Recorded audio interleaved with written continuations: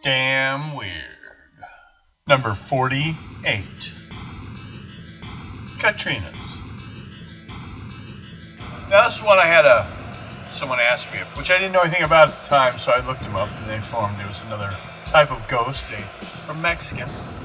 I actually found it came from, it's actually more recent in origin, but it's where it comes from as far as in society, what it reflects, is something very valid.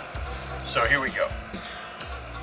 La Caveira Catrina, also known as the Dapper Skeleton or the Elegant Skull, is a 1910 to 1913 zinc etching by a famous Mexican printmaker, cartoon illustrator, and lithographer, Jose Guadalupe Posada. The image depicts a female skeleton dressed in a hat. Her chapeau and entende is related to the European style of the early 20th century. She is offered as a satirical portrait of those Mexican natives Posada felt were aspiring to adopt European aristocratic traditions in the pre-revolution era. She is particularly has become an icon of the Mexican Dia de Muerte or Day of the Dead. Also sometimes seen, and I've heard people refer to as candy skull in like tattoo and work like that, or skull, something like that. For various different versions of it. But the image made captured by the famous Calvaris or skull skeleton image that had become popular in the turn of the 20th century. The original leaflet described a person who was ashamed of his or her indigenous origins and dressed imitating the French style while wearing lots of makeup to make his or her skin look whiter. The description also ties to the original name Garmencera, which became a nickname given to people of indigenous ancestry who imitated European styles and denied their own cultural heritage. The cultural importance of the La Catrinas has become the referential image of death in Mexico. It is common to see her embroidered as part of the celebration of the Day of the Dead throughout the country.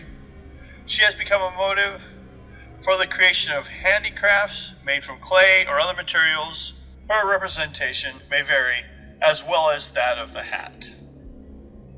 I find that she also seems to represent, as I see with the European imagery to the native, it kind of was like expressing that they felt that this was the death of their own society and that their people were happily going into it. While the original work of Posada introduced the character from popularity of La Cavalier, as well as her name is derived from the work by artist Diego Rivera in his 1947 completed mural, Dream of a Sunday Afternoon, along Central Alameda. Rivera's mural was painted between the years of 1946 and 1947. It is the principal work of the Museo Mural Diego Rivera, adjacent to the Alameda in the historical center of Mexico City. The mural survived the 1985 earthquake, which destroyed the hotel and was later moved across the street to the Museo Mural Diego Rivera, built after the earthquake for the purpose of housing and displaying the restored mural. The culture of La Caveira has ties to political satire and is also a well-kept tradition, as the original was inspired by the polarized reign of dictator Porfirio Diaz. Diaz is lauded for modernizing and bringing financial stability into Mexico, but he also led his government in repression, corruption, and excess, and had an apparent obsession with the European materialism and culture. Christine Del Sol wrote, "Concentration of fantastic wealth in the hands of the privileged few brewed discontent in the hearts of the suffering many, leading to the 1910 rebellion that toppled Diaz in 1911 and became the Mexican Revolution."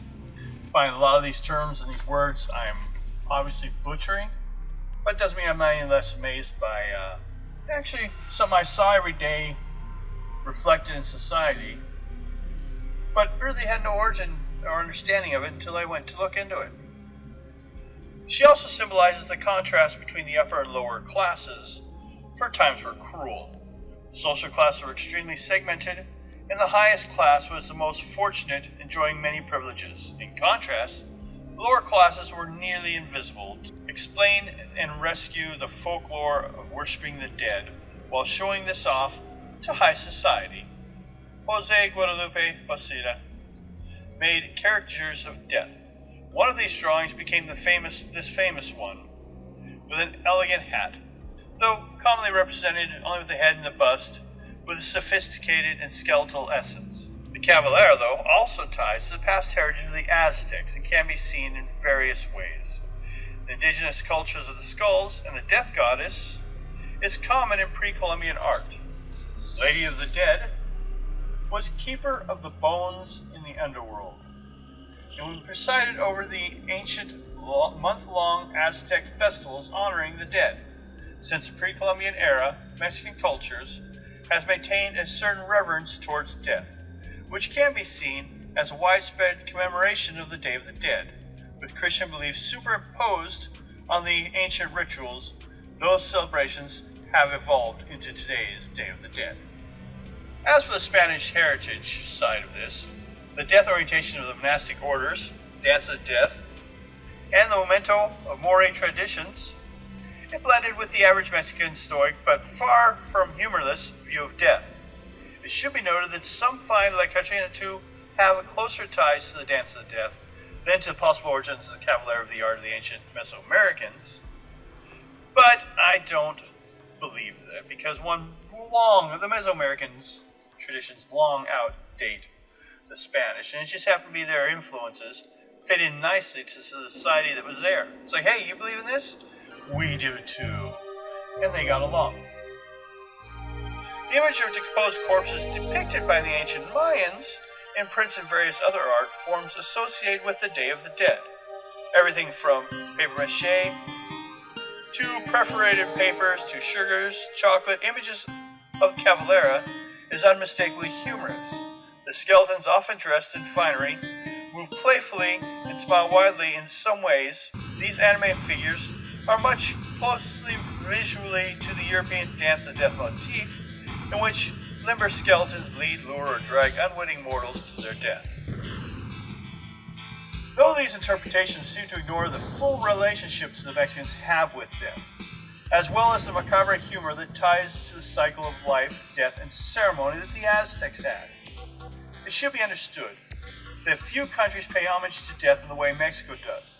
Offerings, songs, respect, and humor are all common Mexican expressions towards death.